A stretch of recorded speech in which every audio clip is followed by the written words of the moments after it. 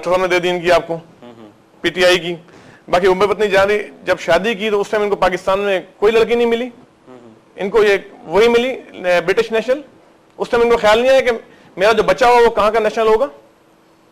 यकीनन में तहरीक इंसाफ का कोई बंदा नहीं है, वो होता तो यकीनन इस पे सवाल करते, क्योंकि डॉक्टर हसन रजा साहब इस वक्त रहनुमा हैं पाकिस्तान मुस्लिम लीग फंक्शनल लीग के। वही बात है कि डॉक्टर साहब आपसे जिस तरह बात हो रही थी कि आपको आखिर एतराज़ क्या है, जब आपने ये भी फरमाया कि जो पाकिस्तान के हक में होगा, कौम के हक में होगा तो उसकी हम फेवर करेंगे, इस चीज़ों की फेवर नहीं करेंगे, तो आपको इसमें बुराई क्या नज़र आ रही है? देखें जी, एक तो आप देखें कि इस वक्त जो बड़ा इशू चल रहा है, सुप्रीम कोर्ट ने एक डिसीजन दिया है, ठीक है, ड्यूल नेशनलिटी पे क्लियर। उसके बाद हम समझते हैं कि पाकिस्तान की जो सालमियत है, जो पाकिस्तान के लोग हैं, हम उनकी जो यहाँ पर लीडरशिप जो हमारी पार्टी कर रही है वो महसूस कर रही है कि ये जो ड्यूल जो है इनकी सिटीजनशिप, उनमें एक क्लियर मौकूफ है हमारे साईं का और पार्टी का कि वो लोग हैं पाकिस्तान से मोहब्बत रखने वाले, क्योंकि कायदे आज़म की सबसे पहले जो नजरिया पाकिस्तान है, जिसकी मोहब्बत का बुनियाद डाला गया, वो मुस्लिम लीग जो इस वक्त फंक्शन है वही उनके ऊपर पैरोकार हैं। तो हम सबसे पहले हम समझते हैं कि पाकिस्तान की आवाम को ये तहफ़्फ़ुज़ ये महसूस कराना चाहिए कि ये जो फंक्शन लीग का मैसेज है कि उन गरीब लोगों को भी वो एहसास होना चाहिए कि वो लोग जो बड़े पावर पीपल्स पार्टी तो यही कह रही है ना कि उनको हक होना चाहिए जो बाहर बैठ के पाकिस्तान की खिदमत करते हैं, रातों दिन पाकिस्तान की इकोनॉमी की बेहतरी के लिए जदोजहद करते हैं, तो उनको हक क्यों नहीं होना चाहिए कि वो कभी भी पाकिस्तान की सियासत का हिस्सा बन सके? बिल्कुल, हम कानून जो है वो इन सब के लिए बराबर होना चाहिए। ये नहीं कि जो पावर में रहें उनके पास में ये आज़ादी हो, जब भी मुल्क के अंदर तकलीफ हो, परेशानी हो तो जाके बाहर बैठ जाएं, क्योंकि आम आदमी तो जाने का तस्वर भी नहीं कर सकता। तो हम समझते हैं, पाकिस्तान मुस्लिम लीग फंक्शन समझती है कि आपके कहने का मकसद ये है कि ड्यूल नेशनलिटी रखने वाले ऐवानों में बैठे हुए उन लोगों के लिए प्रॉब्लम, उनके लिए फायदेमंद है, आम आदमी का उसमें कोई, अगर उनकी हुकूमत खत्म हो जाती है या केसेस या उनके कोई क्राइसिस आ जाता है तो कम से कम वो ट्रेवल करने में उनको आसानी वो चले जा सकते हैं और आपका हाथ भी हमारे नहीं पहुंच सकता क्योंकि वो वहां के नेशनल है। हमारे देखें जी, मैं बात सुने, मैं समझता हूँ हमारी पार्टी का जो सबसे बड़ा किलर मौकूफ है वो पाकिस्तान की सॉवरेनिटी है, और पाकिस्तान मुस्लिम लीग फंक्शनल जो है पाकिस्तान के अंदर बैठ के पाकिस्तान की आर्मी के साथ, उनके बॉर्डरों के साथ, उनके अंदर उस वक्त जो क़यादत है, इस पाकिस्तान का जो लेक ऑफ लीडरशिप है, मैं समझता हूँ कि इस वक्त पीर साईं की एक शख्सियत है जो तमाम सियासतदानों को इस मुल्क को बचाने के लिए जो क्राइसिस हैं, जो हमारे एक अहम चीज़ है हमारे लिए, हमारी आपस में एक जो जंग लगी हुई आपस में, और कोई ऐसी शख्सियत नहीं है कि पाकिस्तान के अंदर बैठ के पाकिस्तान को चारों सूबों को मजबूत करे। हम समझते हैं कि इस वक्त फंक्शन लीग इंशाअल्लाह ताला पाकिस्तान की सियासत में जो अपना रोल अदा करने वाली है और पीर साईं की क़यादत में। ठीक है। अरशद नकवी साहब, इस वक्त अगर बात करें तो पाकिस्तान मुस्लिम लीग फंक्शनल और अवामी नेशनल पार्टी का मौक़िफ़ तो वाज़ेह तौर पर है कि ड्यूल नेशनलिटी पे वो आपका साथ नहीं दे रहे इत्तेहादी होने के नाते, पर अगर साथ ना दें तो कैसे बिल मंजूर होगा, ये किस तरह होगा? पाकिस्तान मुस्लिम लीग नून आपकी इस वक्त मुखालफत कर रही है, दीगर जमातें मुखालफत कर रही हैं, तो फिर क्या वही बात है जो इस वक्त डॉक्टर हसन रजा साहब कह रहे हैं और आम बनता भी यही कह रहा होगा, ड्यूल नेशनलिटी का फायदा तो उन लोगों को होगा जो ऐवानों में बैठे होंगे और उस वक्त जब उनको जरूरत पड़ेगी कि वो मुल्क छोड़ना चाहें तो उनके पास ड्यूल नेशनलिटी वो चले जाएंगे? देखिए, ऐसी बात है, जहाँ बिल का मसला है, एमक्यूएम इस बिल में साथ दे रही है, ठीक है, दूसरे और अलाइज पार्टीज भी हैं। बात इतनी सी है, आप किसी चीज़ का रास्ता बंद कर रहे हैं, जो शख्स कमा के या खिदमत करने मुल्क में वापस आ रहा है, आप उसका रास्ता बंद कर रहे हैं। आप अभी सेनेट में तो आए, रास्ता तो बंद नहीं होगा, असेंबली में वो सिलेंडर कर दीजिए, रख ले आप, जिस तरह रहमान मलिक साहब ने की। मैं बात कर रहा हूँ, मेरे कहने का मकसद ये है कि आप वो नेशनलिटी सिलेंडर कर रहे हैं, आप उससे अंडरटेकिंग क्यों नहीं लेते हैं यहाँ पे, जब आप हलफ लेते हैं यहाँ पे? कॉलर है, कॉलर को शामिल करूँ आपकी इजाजत से। जी अस्सलाम वालेकुम, कौन और कहाँ से?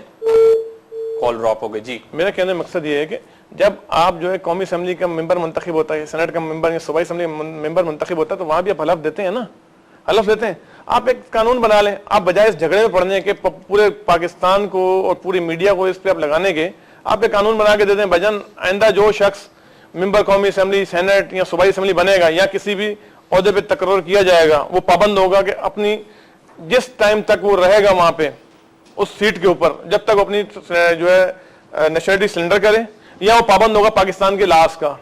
सिंपल सा फार्मूला है इसका, इतना बड़ा कोई फार्मूला है नहीं, पर तो अप्लाई ना किया जाए। मैंने जिस तरह कहा, आप भी कहेंगे, यकीनन नहीं डॉक्टर हसन रजा साहब और जो देखने वाले लोग होंगे, हमारा इशू ये नहीं है, हमारा इशू जो है इस वक्त एनर्जी क्राइसिस है, हमारा इशू जो है सस्ती तालीम होनी चाहिए, सस्ती सेहत होनी चाहिए, हमारा इशू है कि मुल्क में लाइन ऑर्डर की सिचुएशन बेहतर होनी चाहिए। तमाम कैबिनेट की जो इस वक्त 4 साल गुजर चुके हैं और ये चंद महीने जो बचे हैं पीपल्स पार्टी की, उनकी तवज्जो इन वक्त में आम लोगों की खिदमत पे होती, ना सही इन तमाम इश्यूज में जिसमें उलझे रहे आप लोग। नहीं, ऐसी कोई बात नहीं है। देखें, ये एक चैप्टर अपनी जगह अलग है, लेकिन इसके बावजूद पाकिस्तान पीपल्स पार्टी में एक कॉलर है, मैं कॉलर को शामिल कर दूं। जी अस्सलाम वालेकुम, कौन और कहां से? वालेकुम जी। जी वास्सलाम। फ्रॉम लाहौर। जनाब फरमाइए। अच्छा, मेरी गुजारिश ये है कि ये जो ड्यूल नेशनैलिटी है, जी जी, इस पर बहुत बहस होती है। जी जी, लेकिन ये बात मद्देनजर रखनी चाहिए कि ड्यूल नेशनैलिटी होने में कोई हर्ज की बात नहीं है। ठीक है। हर्ज की बात है तो वो ये कि आदमी मेंबर तो हो सकता है यहाँ की असेंबली का, ठीक है, ड्यूल नेशनैलिटी वाला, लेकिन उसके लिए उसको फिर पाकिस्तान शिफ्ट करना होगा। ठीक है, वही बात हो रही है। हमारा भी सवाल यही है कि क्या उस वक्त के वजीर आजम जो जिसका जिक्र कर रहे हैं, जो आज मिल भी नहीं रहे, जिसके लिए आज अदालत ने ये भी वारंट भी जारी किए हैं, शौकत अजीज साहब, वो भी ड्यूल नेशनलिटी रखते थे और देखा आपने कि वो अभी मिल भी नहीं रहे सर। मैं ये गुजारिश कर रहा हूँ कि ड्यूल नेशनैलिटी वाले को वोट देने की इजाजत होनी चाहिए। ठीक है, लेकिन वो मेंबर असेंबली के वो कानून साजी कर सकता है, आपके हमारे मुल्क की तकदीर बदलने की बातें कर सकता है। आप मेरी बात सुन लें पहले जी। वो कोई ऐसा ओहदा नहीं ले सकता वजारत का या मशारत का या इस किस्म का, जब तक वो पाकिस्तान में शिफ्ट न कर जाए। ठीक है, बहुत शुक्रिया, बहुत शुक्रिया आपका। वही बात आ रही है, अरशद नकवी साहब एक लाहौर से कॉलर थे, उनका भी यही कहना था कि पाकिस्तान जब तक वो पाकिस्तान की नेशनलिटी दोबारा नहीं लेता वापस और वहाँ की नेशनलिटी नहीं छोड़ता, तो उसको अहम ओहदे पे मनसब पे नहीं बिठाना जाए, जिससे जो है हमारे मुल्क और हमें नुकसान भी पहुंचे। ये भी एक बात, मैं यही बात आपसे कर रहा हूँ। देखिए, आप अंडरटेकिंग ले सकते हैं, कानून साजी आप बजाय इसके कि आप एक दूसरे की माजराई पे जाएं, उससे बेहतर बीच का रास्ता रख के आप कि भाई जब तक वो मेंबर कौमी असेंबली रहेगा या जब तक कहीं अहम पोस्ट पर रहेगा, वो पाबंद रहेगा पाकिस्तान का आइन कानून के तहत वो पाबंद रहेगा, वो अपनी नेशनलिटी इन बिटवीन पीरियड जो है सिलेंडर करके रखेगा। अंडरटेकिंग हो सकती है ना। देखिए, बात सुने, कानून बनते हैं, कानून लोग तोड़ते भी हैं, ये बात नहीं कि नहीं टूटेंगे। मसला इतना से इस चीज को क्लियर हो जाए तो हर चीज क्लियर हो जाती है। आप जानबूझ के पूरी कौम को इस बहस में लगा के बैठे हुए। ड्यूल नेशनलिटी, कितने लोग ड्यूल नेशनलिटी में होंगे? 15, 20, 25 है या 15 है या 20 है? एक इशू है, इशू है। अगर वो शख्स ना तो वो इंडिया के, ना वो इंडिया के, ना वो इसराइल से उठ के आए, अगर इसराइल और इंडिया का ड्यूल नेशनलिटी रखने वाला पाकिस्तान की हिस्सा बन सकता नेशनलिटी है ही नहीं हिंदुस्तान का नहीं, हिंदुस्तान आपको नेशनलिटी देगा नहीं ना। देखिए, ड्यूल नेशनलिटी नहीं देगा ना, सिंपल सी प्रॉब्लम तो है। पर ये भी तो है ना लोगों का कि अगर हिंदुस्तान से या कहीं और मुल्क से, जिस मुल्क से आप समझते हैं लोग जिनसे, अभी तो देखें ना अमेरिका के, मैं समझता हूँ कि हमारी मोहतरम अदलिया इन चीजों के बजाय अगर तो वहां बिठाती बुला के लोगों को, जो बीच में अपना क्या कहना चाहिए अजनास के थे जो ठेकेदार उनको बुलाते हैं, उनके खिलाफ पटिशन दायर करते लोग कि अभी क्यों महंगा हो रहा है आटा, पूछते आप आटा वजह महंगा होने की वजह, पेट्रोल क्यों महंगा हो रहा है उस वजह से आप पूछते, बिजली क्यों कम हो रही, आपने थर्मल पावर प्लांट्स की बातें करना शुरू की, क्या हुआ? आज तक केस पेंडिंग में चल रहे हैं ना, आप खींचे उस केसों को, चलाएं उन केसों को जो पब्लिक इंटरेस्ट के केसेस हैं। आप पब्लिक इंटरेस्ट केसेस को छोड़ के आप दूसरे केसों पे आ रहे हैं।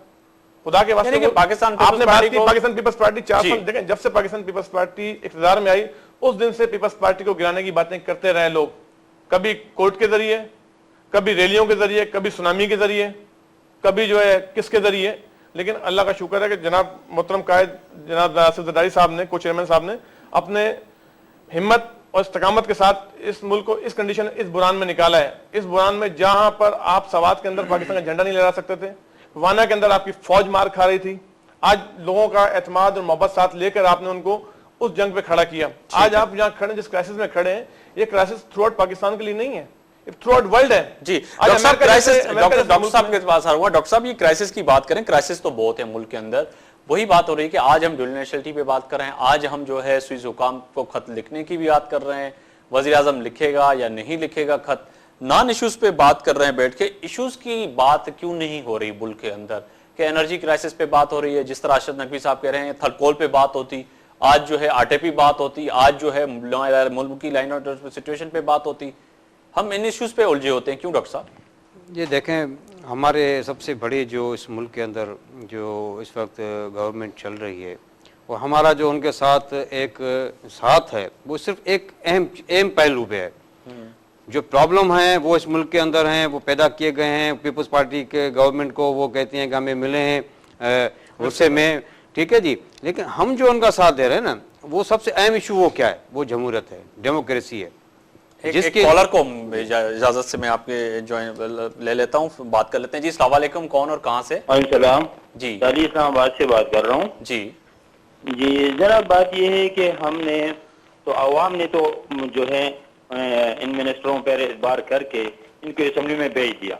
ठीक है। ये अपने अच्छे खानदानों से ताल्लुक रखते हैं, कोई पीर है, कोई किसी बुजुर्ग का पोता है, ठीक है। लेकिन अब जो नेशनलिटी की जो बात हो रही है, हम इनको पाकिस्तान में नहीं पकड़ सकते हैं, और वो उल्टा जो है ये लोग ड्यूअल नेशनलिटी रखते हैं जी। और ज्यादा जो है हमारे लिए मुसीबत। जी बहुत शुक्रिया। वही बात है डॉक्टर हसन साहब कि हम पाकिस्तान में तो इनको पकड़ नहीं सकते, पर ये ड्यूअल नेशनलिटी के बाद फिर कहाँ पकड़ में आएंगे, ये भी एक इस्लामाबाद से एक बड़ा सवाल है। जी, ये बहुत अहम चीज़ है। और ये एक हमारा जो पाकिस्तान का गरीब आदमी है, जो एक मेहनत कश है, वो सब ये सोचते हैं जी कि जो पाकिस्तान से मोहब्बत करता है उसको भी वो मौके मिलने चाहिए जो इन बड़े लोगों को मिलते हैं। या हम तो इसलिए मुखालफत करते हैं ना कि भाई ये पाकिस्तान के अंदर जो ड्यूअल नेशनलिटी का मसला है वो आम आदमी का मसला नहीं है, वो चंद लोगों का है, चंद लोगों का मसला है। और खुद अरशद नकवी साहब करें कि अगर बचाना है चाहते हैं तो 15-16 से ज्यादा लोग नहीं होंगे जो इस वक्त कैबिनेट में मौजूद हैं या नहीं पूरी है, असेंबली में, पूरी असेंबली में मौजूद हैं, नून जो के भी होंगे, टोटल है पंजाब के पाकिस्तान भी होंगे, मुस्लिम सबके लीग, होंगे। मुत्तहिदा कौमी मूवमेंट और